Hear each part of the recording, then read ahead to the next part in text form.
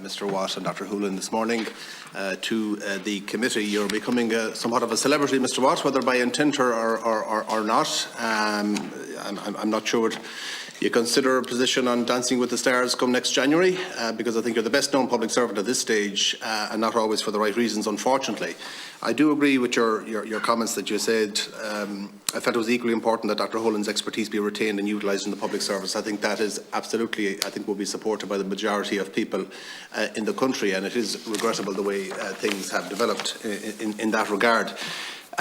Considering this, I suppose, process started last August, and considering at the time the furore over the Catherine Zappone appointment, did it not register with you that ensuring the Minister signed off on this, or the Cabinet signed off on this, or the senior individuals within Cabinet, certainly the three party leaders signed off on this, would be prudent, with all the details laid out, including the funding, the salary and the plans in relation to a research fund? Do you think that would have been prudent and the wise thing to do, considering, as I said, the timing of the Catherine Zappone issue? Thanks, Senator, for the question, and I think I'll spare the people of Ireland my dancing skills. I think I'll keep that as a relatively private matter. So the intention was, Senator, that the details were to be worked out between ourselves and Trinity College, and we had finalised the exact details of the secondment and the funding. Then it would have been appropriate at that stage to ensure that we had full approval. And that the minister was aware of all the details. And at that stage, we may have even brought it to government. I don't know whether we'd countenance that, but certainly would have socialised it throughout the system in a more formal way. But as we mentioned in my opening statement, and I mentioned previously in the report, the details hadn't been worked out. The general idea had been set out in the letter of intent. That's what we were intending to do. But when the details were worked out, the intention would have been to go through the formal process of in the normal way in which these decisions have to be. Yeah, and I mean, I know you've laid out the number of secondments within your department, but we weren't talking about an ordinary individual within the department. We're talking about a very, very senior and respected individual who had been on our television screens for a year and a half at that stage, or whatever. This wasn't a junior position. This was somebody that was well known, well respected, and you should have known that this was going to create headlines, particularly when the issues of salary and arrangements were relayed. So I think that should have been brought to at least a cabinet for your own sake, and more importantly for Dr. Hoolan's sake as well. Was this something that was discussed at management board meetings, between yourself, the minister at a senior level, and ministers of state?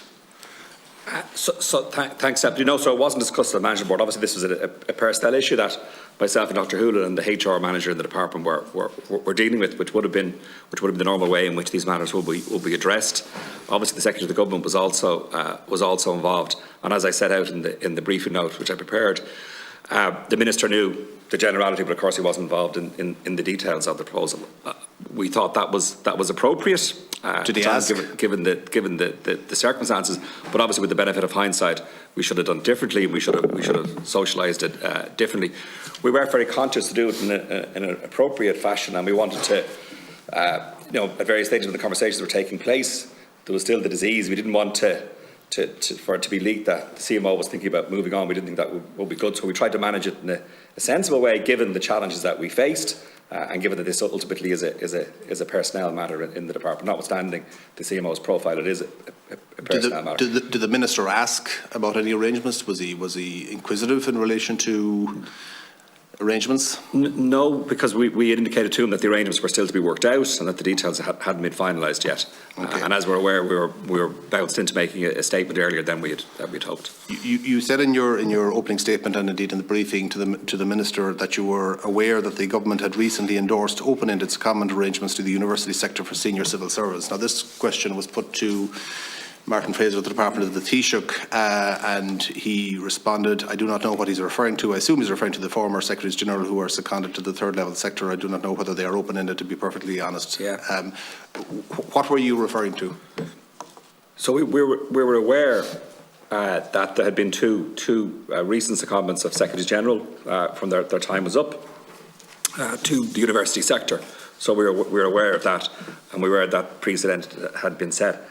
From what I'm aware, I'm not over all the details of it, Senator, but I don't think they're fixed terms. I think it's from up to the time that the individuals are due to retire is the period of the secondment. So that's what I was aware that had taken place, and we were aware that precedent had been set. But how would they be endorsed by government? Would they have to have gone to cabinet? So because they were coming to their end of their period as Secretary General, so appointments obviously at Secretary General level are matters for the government. Well, renewal presumably, or I've come across those ones like cabinet renewal or extensions for 3 years. But would those appointments have gone to cabinet? Yes. So when a Secretary General is retiring, the government is informed about that, so they're moving on. So I understand the details in those circumstances where sent to government. I'm not over the exact procedures. So involved, but I understand that. Was it your intention that this appointment would eventually go to government? So no, we didn't feel like so. We hadn't got to that stage. We were working through the details, and we would have socialised the details when they had been finalised. I'm sure the minister would have, as a matter of course, would have informed the government. But we had the Secretary of the Government was involved. The minister knew the generality of it, so we thought that was sufficient. But obviously, with the benefit of hindsight, we should have handled that part of it differently. But as I mentioned, the communications of this proceeded in a different way to how we envisaged. Okay. Obviously, the Secretary General to the Department of Taoiseach was obviously part of the discussions, and the Minister was aware of it at a stage earlier this year. You stated in your briefing that you inferred from this that they had political support in government buildings. Should the Secretary General to the Department of Taoiseach inform the Taoiseach, and should the Minister have informed at least the party leaders of this? Again, considering the profile of the appointment. Yes, so I think people were informed before the announcement was made, but of course they weren't informed of the details because the details hadn't been worked out. But people were informed before the announcement had been made that the CMO was moving on. Okay. I'm not in a position to judge what the Secretary of the Government should have done or not, Senator. When Trinity said that they couldn't pay Dr. Hoolan's salary, was this early in the discussions or at a later stage? I don't recall exactly as part of the discussions the exact sequence, but Trinity indicated their very strong support for the concept. They're interested in providing a leadership role here. They made it clear that they weren't in a position to fund the position. But they nonetheless supported it and were very enthusiastic about it and wanted to be associated with it. I don't exactly recall, Senator, when that issue arose in the conversations. And were other universities approached at that stage, or were there other universities in the mix, or was it settled? And I can understand that Trinity would be a very prestigious university. I can understand that would be settled. At what stage was that settled upon? I think that was settled towards the end of February, early March. And were other universities in the mix, or had they expressed a view, or were there detailed engagements? Yes, there were discussions with other universities, yes. And had other universities been asked if they could fund the position? I wasn't involved in the detailed discussions with them. Who was? So the CMO and the universities had those discussions. Okay. Dr. Hoolan, are you annoyed with the Secretary General and the Minister the way this has been handled? No. What I requested as part of the assessment of all of this and the nature of the opportunity was support, and that support was there. Support was there from the get-go, I have to say, from both the Secretary General here beside me and the Secretary General to the Government. Support for the principle and for the commitment to work through the detail of this. And the Minister? And the Minister. At any point, I never felt that there was anything other than full support for both the concept of this and what would be necessary in terms of the working through of detail. Obviously, then the detail has to be worked through. Okay. But so there was no, and there's no equivocation whatsoever on my part in saying that. I felt that I needed that support. I needed to know that support was there, and it was there. Mm-hmm. Do you think, considering that you have a very distinguished record, particularly during the COVID period, do you think that there is still a possibility of you taking up a position within the university sector, subject again to funding opportunities? I had an opportunity to brief this committee in private session a couple of weeks ago, and we had a good discussion on that occasion.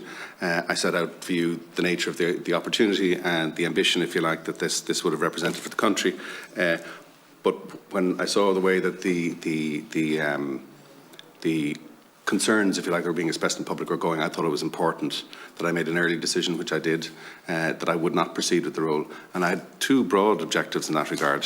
One was to try to ensure that, and I said it in the words that I issued in public on that occasion, that both senior civil servants but also senior politicians would be not continue to be diverted, if you like, by the ongoing nature of it, and I genuinely wanted to ensure that. And then the second also was that I had substantial regard for Trinity and for the Provost in particular, and for their early support in this.